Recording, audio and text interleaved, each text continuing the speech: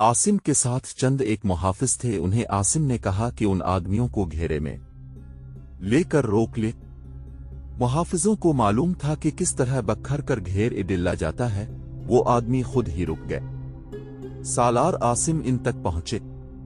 मैं दुवम अल-जंदल का हाकिम इक्यदर बिन अब्दुल मालिक हूं। इनमें से एक ने कहा, अपने और अपने आदमियों के हथियार मेरे आदमियों के हवाले कर दो। आसिम ने कहा, मुझे खालिद के पास ले चलो।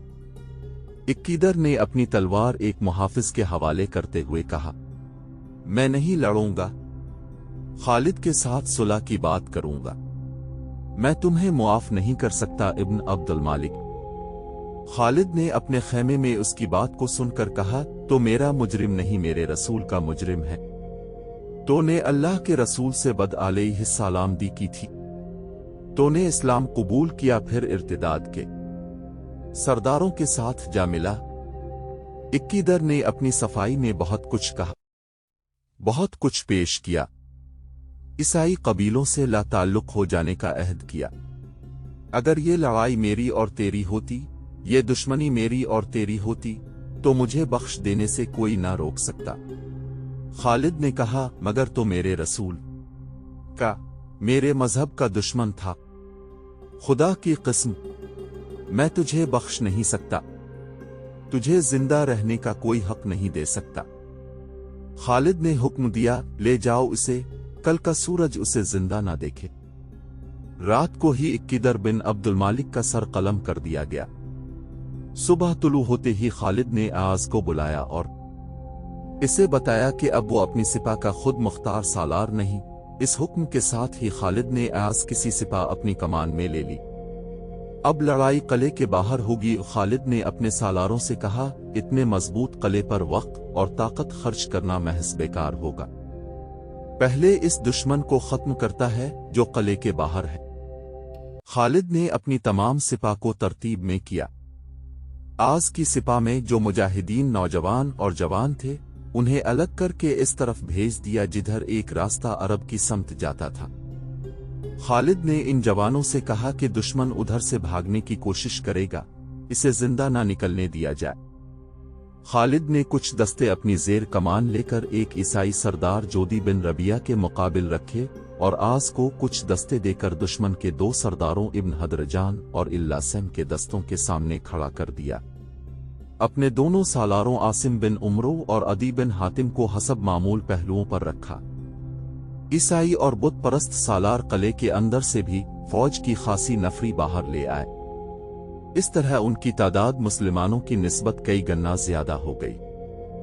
खालिद ने एक ऐसी चाल चली जिससे दुश्मन परेशान हो गया। चाल ये चली कि जरा भी हरकत ना की। दुश्मन इस इंतजार में था कि मुसलमान हमले में पहल करेंगे, लेकिन मुसलमान तो जैसे बुत बन गए थे। ईसाई सरदार लड़ाई के लिए बेताब हो रहे थे। जब बहुत सा वक्त गुजर गया और मुसलमानों ने दुश्मन की ललकार का भी कोई जवाब न दिया, तो दुश्मन ने आस के दस्तों पर हल्ला बोल दिया। इसके साथ ही जोदी ने खालिद के दस्तों पर हमला कर दिया। खालिद ने अपने सालारों को जो हिदायत दे रखी थीं, उनके मुताबिक मुजाहिदीन के दस्तों में दुश्मन को अपनी तरफ आता देखकर भी कोई हरकत न हुई। दुश्मन और ज्यादा जोश में आ गया। जब दुश्मन के सिपाही मुसलमानों की सफों में आए तो मुसलमानों ने उन्हें रास्ता दे दिया। ये ऐसे ही था जैसे ग्योनिसा किसी को मारो और वो आगे से हट जाए।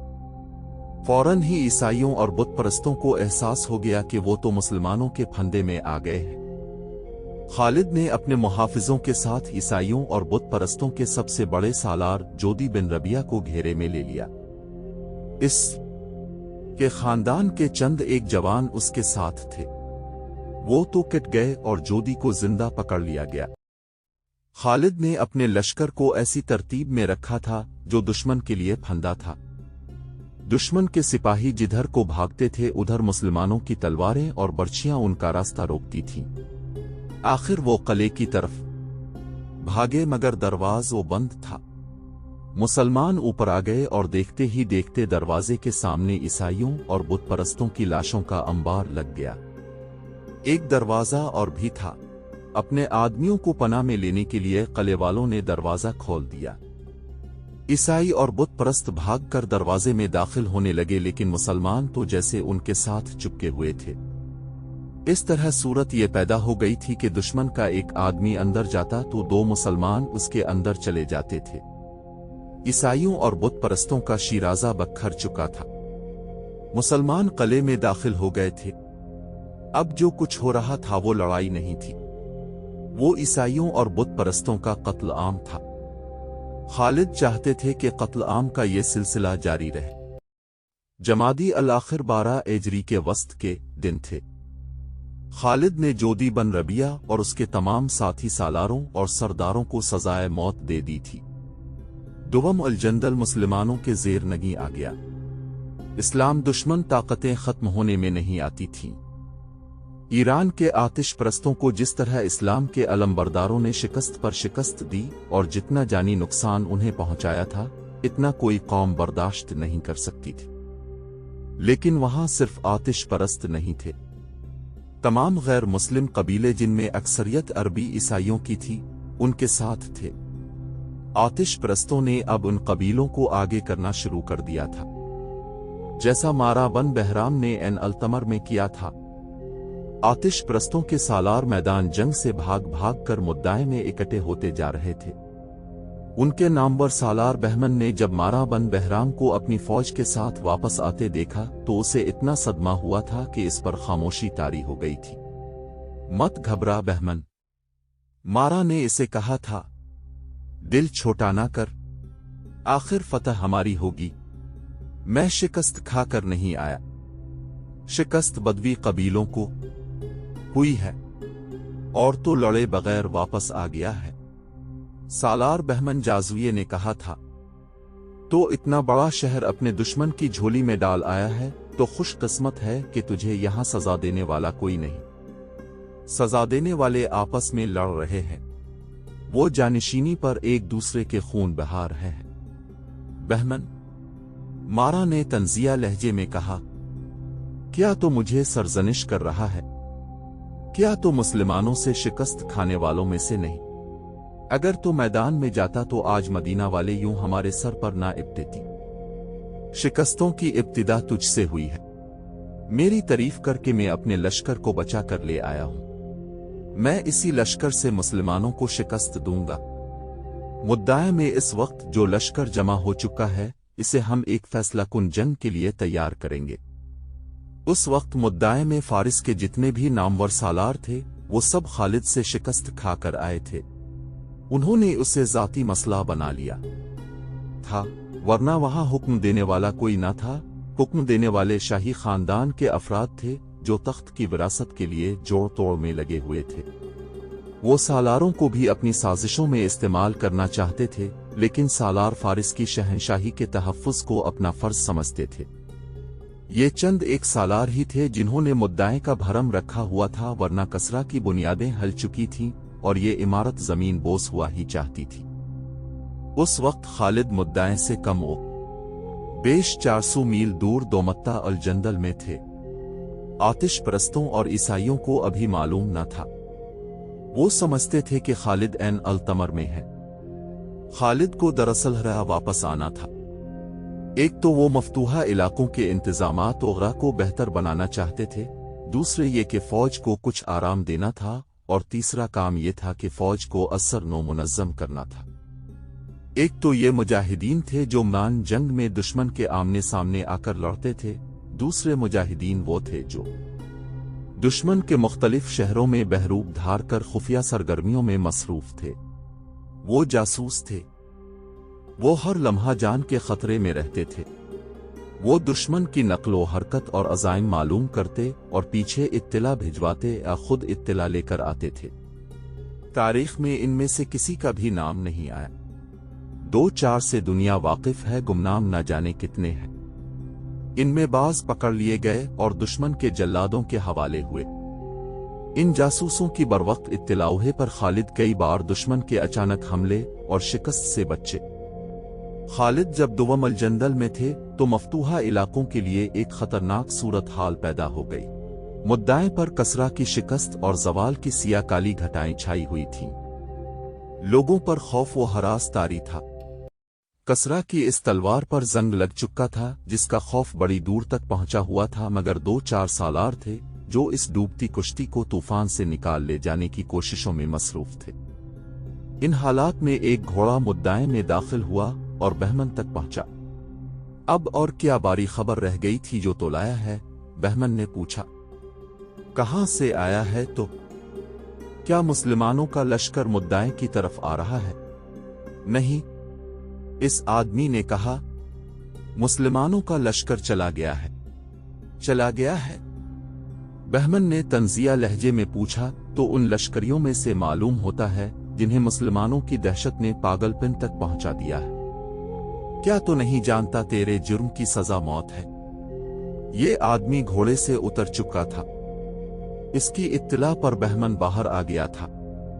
उसने इस आदमी को अंदर ले जाकर इज्जत से बिठाने के काबिल नहीं समझा था।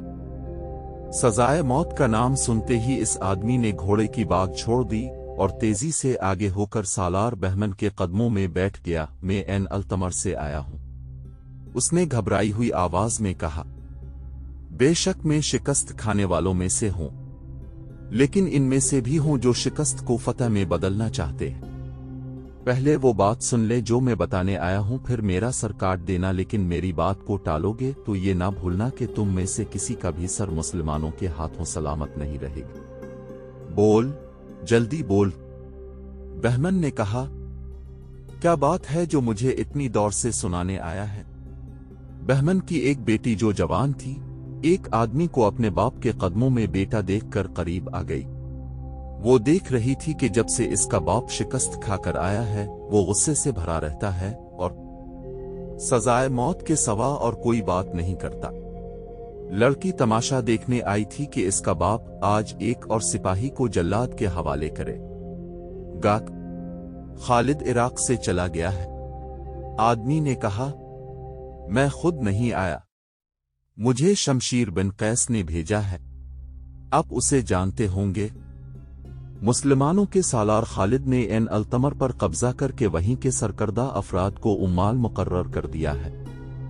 इसका और बाकी सब हमला आवर मुसलमानों का सलूक मकामी लोगों के साथ इतना अच्छा है कि सब उनके वफादार हो गए हैं। लेकिन कुछ लोग ऐसे हैं जो इस मौका की तलाश में हैं कि मुसलमानों को नुकसान पहुंचाएं। मैं खुद देख रहा था कि मुसलमानों की फौज अचानक एन अल्तमर से निकल गई। जरतुश्त की किस्म। बहमन ने कहा, खालिद इन शिकारियों में से नहीं जो पंजों में आए हुए शिकार को छोड़कर भाग जाते हैं। क्या उसकी सारी फौज हमारे इलाके से निकल गई है? मैं पूरी खबर लाया हूं सालार, इस आदमी ने कहा।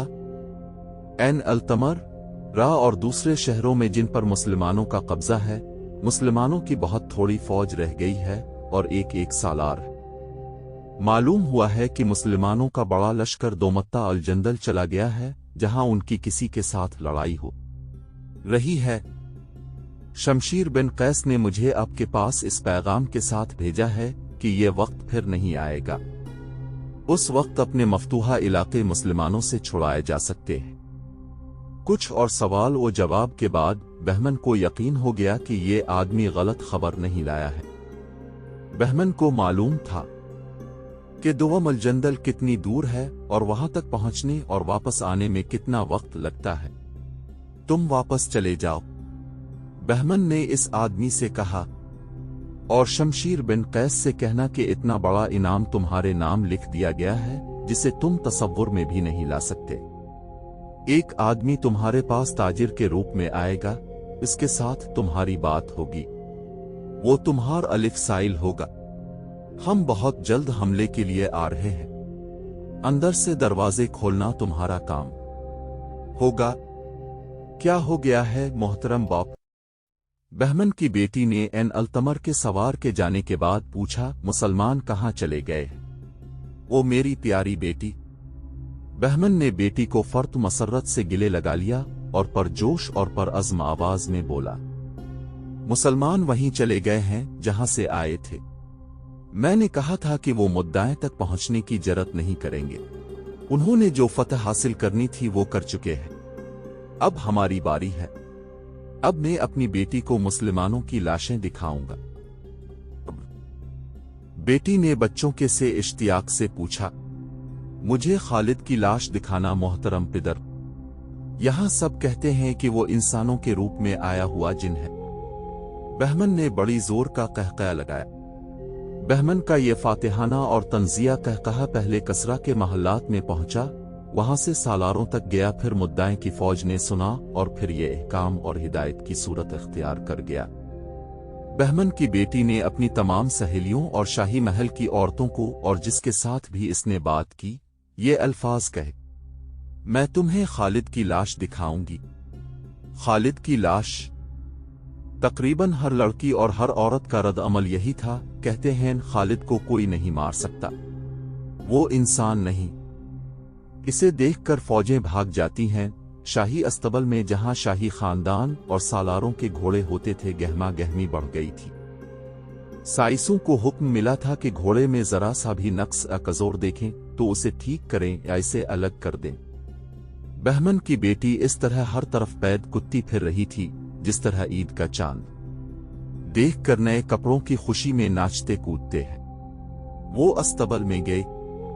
वहां इसके बाप के घोड़ों के साथ इसका अपना घोड़ा भी था जो बाप ने इसे तोहफे के तौर पर दिया था।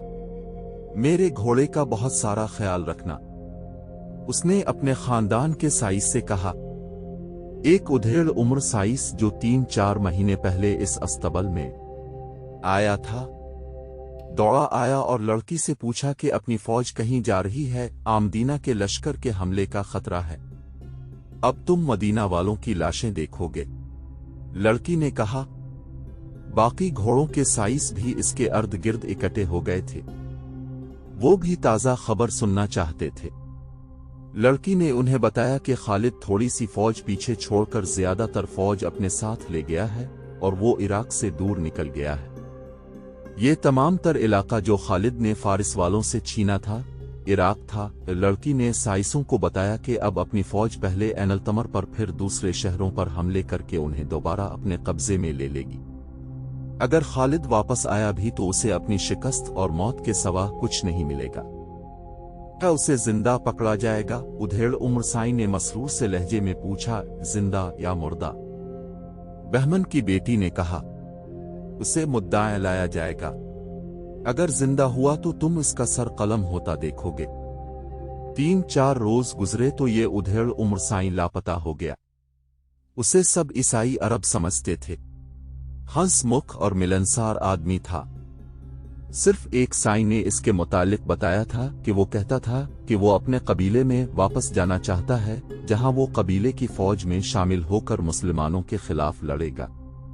वो अपने खानदान के इन मकतूलीन का इंतकाम लेना चाहता था जो 2 जंगों में मुसलमानों के हाथों मारे गए थे। जिस वक्त शाही अस्तबल में इस साइस की गैर हाजिरी के मुतालिक बातें हो रही थीं, इस वक्त वो मुद्दाएं से दूर निकल गया था। मुद्दाएं से वो शाम को निकला था जब शहर के दरवाजे अभी खुले थे। इसके पास अपना घोड़ा था। किसी को भी नहीं मालूम था कि वो ईसाई नहीं मुसलमान था और वो इसी इलाके का रहने वाला था जिस पर ईरान के आतिश परस्तों का कब्जा रहा था। वो मुसना इब्न हारसा का छापा मार जासूस था। उसने मुद्दाए में जाकर शाही अस्तबल की नौकरी हासिल कर ली थी। बहमन की बेटी से इसने इराक से खालिद और उनके लश्कर की रवानगी और मुद्दाएं के सालारों के अज़ाइम की तफसील सुनी तो वो इसी शाम मुद्दाएं से निकल आया। ये इत्तिला बहुत कीमती थी। सूरज ने गुरूब होकर जब इसके और मुद्दाएं की शहरपना के दरमियान सिया पर्दा डाल दिया तो इस मुसलमान जासूस ने घोड़े को अलिफाड़े लगा दी। इसकी मंजिल अंबार थी जहां तक वो उड़कर पहुंचने की कोशिश में था। जहां घोड़ा थकता महसूस होता वो उसकी रफ्तार कम कर देता। सिर्फ एक जगह उसने घोड़े को पानी पिलाया। अगले रोज का सूरज उफुक से उठ आया था जब वो अनहार में दाखिल हुआ और कुछ देर बाद वो सालार ज़िबरकान बिन बदर के पास बैठा हुआ था। वो हाँप रहा था। उसने हाँपते हुए सुनाया कि मुद्दाए में क्या हो रहा है। मैं इसी रोज आ जाता जिस रोज मुझे बहमन की बेटी से यह खबर मिली थी। उसने सालार से कहा, लेकिन मैं वहां 3 दिन ये देखने के लिए रुक रहा कि दुश्मन क्या क्या तैयारियां कर रहा है और वो सबसे पहले कहां हमला करेगा। इस जासूस ने, जिसे तारीख ने एक जासूस लिखा है, مدینہ کی فوج کے سالار زبرقان کو جو تفصیلی رپورٹ دی وہ تاریخ کا حصہ ہے اور تقریباً ہر مورخ نے بیان کیا ہے۔ خالد جب عین التمر سے ایاز کی مدد کے لیے دوم الجندل کے لیے روانہ ہوئے تو عین التمر سے ایک عیسائی عرب نے مدعا اطلاع بھیج دی کہ خالد عراق سے چلے گئے۔ ان کی منزل دومتہ الجندل بتائی گئی۔ اس سے مدعے کے تجربہ کار سالار بہمن نے یہ رائے قائم کی کہ مسلمان تخت و تاراج اور لوٹ مار کرنے آئے تھے اور اپنے کچھ دستے برائے نام قبضہ برقرار رکھنے کے لیے پیچھے چھوڑ کر چلے گئے اور یہ دستے ذرا سے دباؤ سے بھاگ اٹھیں گے۔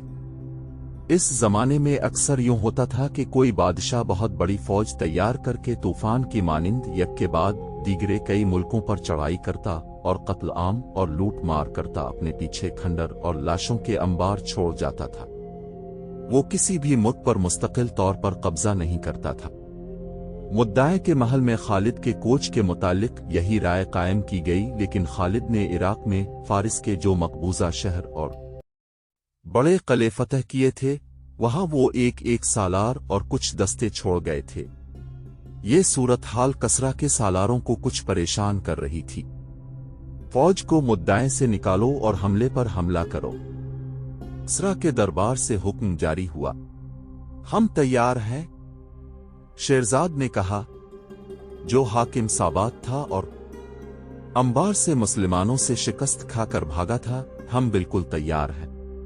مارا بن بہرام نے کہا، جو عین التمر کا بھگوڑا تھا، مگر لشکر تیار نہیں۔ بہمن نے کہا، جو تجربہ کار سالار تھا، شکست تو اس نے بھی کھائی تھی لیکن اس نے کچھ تجربہ حاصل کیا تھا۔ کیا کہہ رہے ہو بہمن؟ کسرا کے اس وقت کے جانشین نے کہا، کیا ہم نے اس لشکر کو اس لیے پالا تھا کہ شکست کھا کر ہمارے پاس بھاگ آئے اور ہم ان سپاہیوں اور کمانداروں کو سانڈوں کی طرح پالتے رہیں؟ اگر ان سپاہیوں اور کمانداروں کو سزا دینی ہے تو آج ہی کوچ کا حکم دے دیں۔ بہمن نے کہا، اپنے لشکر کی حالت مجھ سے سنیں۔ اس نے اپنے لشکر کی جو کیفیت بیان کی وہ مورخوں اور بعد کے جنگی مبصروں کے الفاظ میں یوں تھی کہ فارس کی اس جنگی طاقت کے پرانے اور تجربہ کار سپاہیوں کی بیشتر نفری مسلمانوں کے ہاتھوں 4-5 جنگوں میں ماری جا چکی تھی، یا جسمانی لحاظ سے معذور بلکہ اپاہج ہو گئی تھی۔ خاصی تعداد جنگی قیدی تھی اور لشکر کے جو سپاہی اور ان کے کمانڈر بچ گئے تھے وہ ذہنی معذور نظر آتے تھے۔ 3 الفاظ مدینہ، خالد بن ولید اور مسلمان ان کے لیے خوف کا باعث بن گئے تھے۔ وہ فوری طور پر میدان جنگ میں جانے اور لڑنے کے قابل نہیں رہے تھے۔